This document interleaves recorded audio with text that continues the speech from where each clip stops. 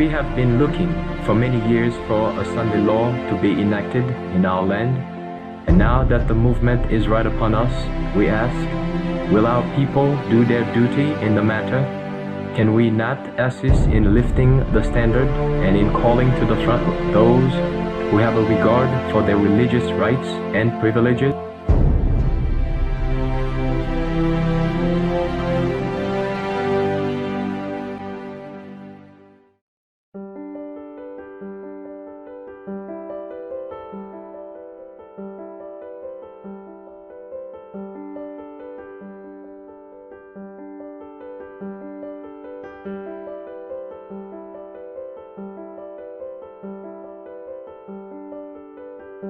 Hello, brethren!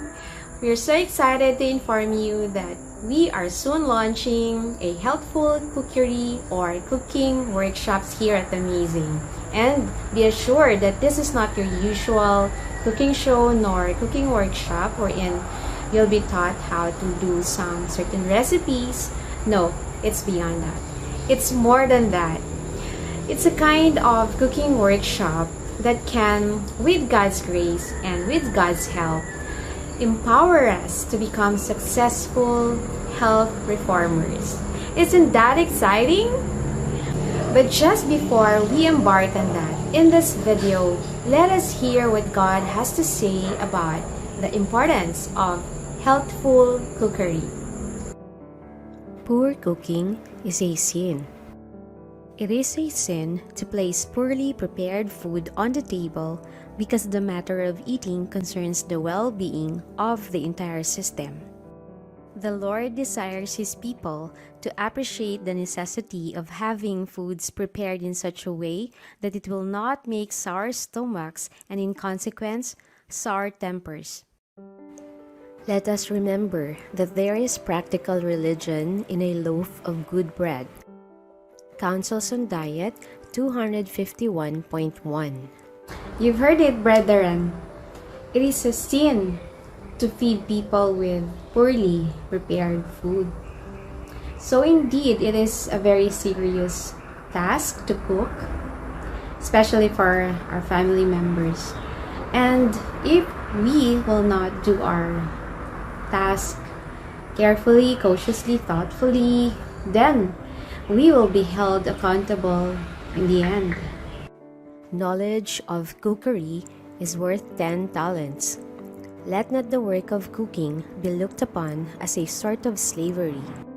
What would become of those in our world if all who are engaged in cooking should give up their work with the flimsy excuse that it is not sufficiently dignified?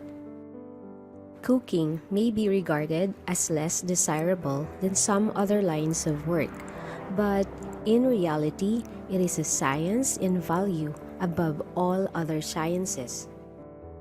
Thus, God regards the preparation of healthful food. He places a high estimate on those who do faithful service in preparing wholesome, palatable food. The one who understands the art of properly preparing food and who uses this knowledge is worthy of higher commendation than those engaged in any other line of work. This talent should be regarded as equal in value to 10 talents, for its right use has much to do with keeping the human organism in health. Because so inseparably connected with life and health, it is the most valuable of all gifts. Manuscript 95, 1901. So, why is cooking very important? Well, for one, God, we have heard that He has a very high regard for those who can cook well. And secondly, well, cooking is strongly connected to maintaining the health and life of individuals.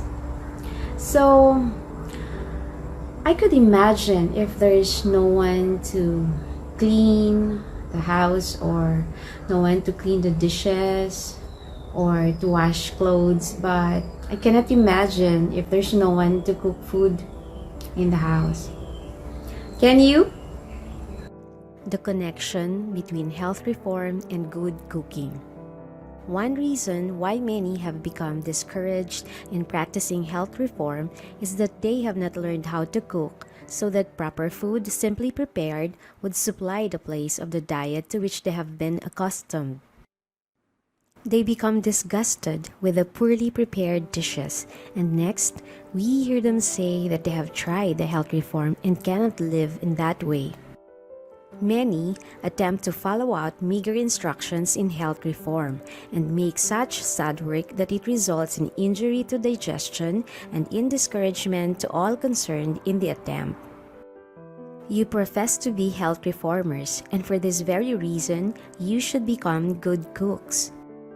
Those who can avail themselves of the advantages of properly conducted hygienic cooking schools will find it a great benefit both in their own practice and in teaching others.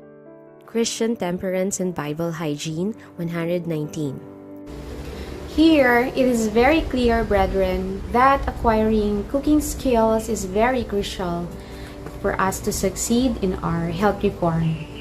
Well, Sister White didn't say we have to be chefs or in that level.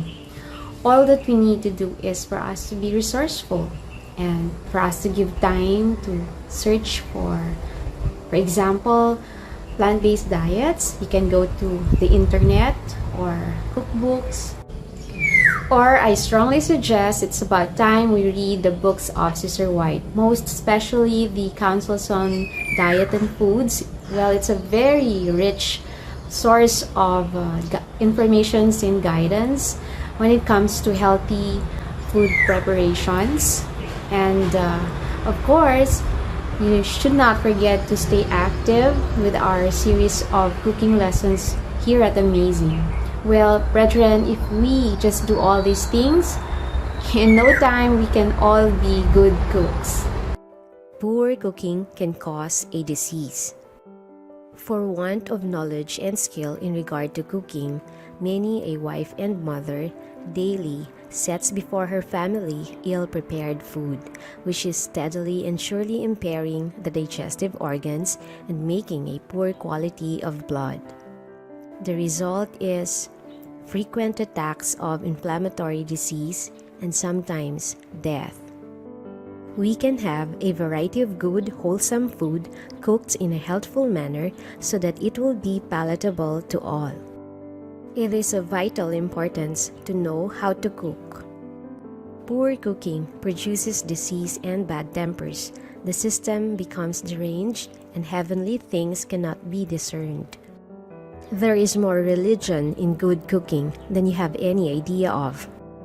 When I have been away from home sometimes, I have known that the bread upon the table, as well as most of the other food, would hurt me, but I would be obliged to eat a little in order to sustain life. It is a sin in the sight of heaven to have such food. Christian Temperance and Bible Hygiene 156 to 158, 1890. This is very usual for everyone. When we don't know how to cook, we will eat whatever is on the table. So, chances are, even if it's unhealthy, we will still consume it for the sake of surviving at that moment.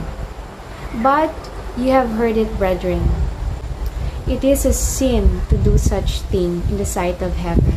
So let's try to avoid this by learning how to cook. It's every woman's duty to become a skillful cook. Our sisters often do not know how to cook. To such, I would say, I would go to the very best cook that could be found in the country and remain there, if necessary, for weeks until I had become mistress of the art, an intelligent, skillful cook. I would pursue this course if I were 40 years old. It is your duty to know how to cook, and it is your duty to teach your daughters to cook. When you are teaching them the art of cookery, you are building around them a barrier that will preserve them from the folly and vice which they may otherwise be tempted to engage in. Testimonies for the Church 2 370, 1870. Men should also learn to cook. I appeal to men and women to whom God has given intelligence. Learn how to cook. Their business often takes them where they cannot obtain wholesome food. They may be called to remain days and even weeks in families that are entirely ignorant in this respect. Then, if they have the knowledge, they can use it to good purpose. You have heard it, brethren. Cooking is not only the job of the women, but also of men. So, the husband, wife, and the daughter, they are all instructed to understand and learn the healthful preparation of food for the family. Cooking lessons are more essential than music. The skillful preparation of food is one of the most essential arts, standing above music, teaching, or dressmaking. By this, I do not mean to discount music, teaching, or dressmaking, for they are essential. But more important still is the art of preparing food so that it is both healthful and appetizing. This art should be regarded as the most valuable of all the arts because it is so closely connected with life. It should receive more attention, for in order to make good blood, the system requires good food. The foundation of that which keeps people in health is the medical missionary work of good cooking. Counsels on Diet 263.1. This is especially for parents. Before you send your children to music school or for them to learn musical instruments, make sure that they already have good cooking skills. The choice and preparation of foods are important. It is important that the food should be prepared with care, that the appetite, when not perverted, can relish it. Because we, from principle, discard the use of meat, butter, minced spices, lard, and that which irritates the stomach and destroys health, the idea should never be given that it is of but little consequence what we eat. Testimonies for the Church 1870. It is wrong to eat merely to gratify the appetite, but no indifference should be manifested regarding the quality of the food or the manner of its preparation. If the food eaten is not relished, the body will not be so well nourished.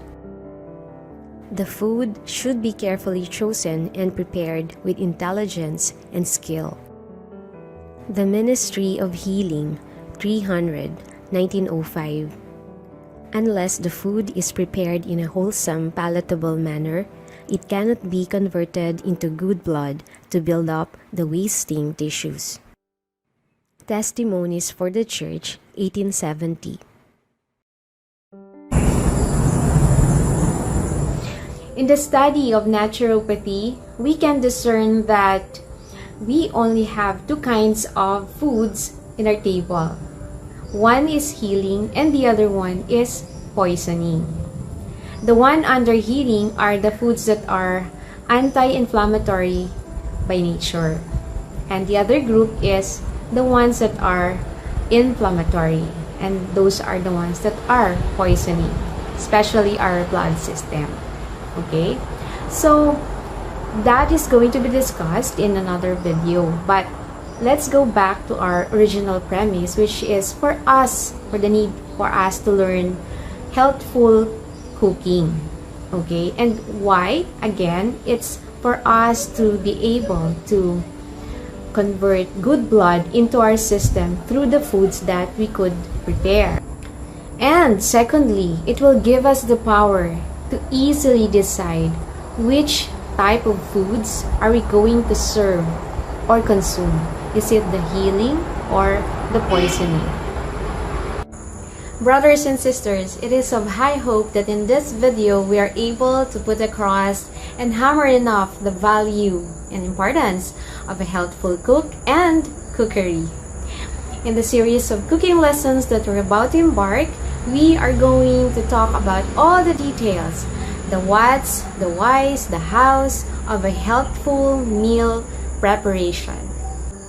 So, stick with us here at Amazing Word Ministries for more updates about God's present and end-time truths, plus of course, for more updates about lifestyles that will help us prepare for Christ's second coming. This is Donna Osawa signing off with a warm greeting to all of you brethren. Happy Sabbath!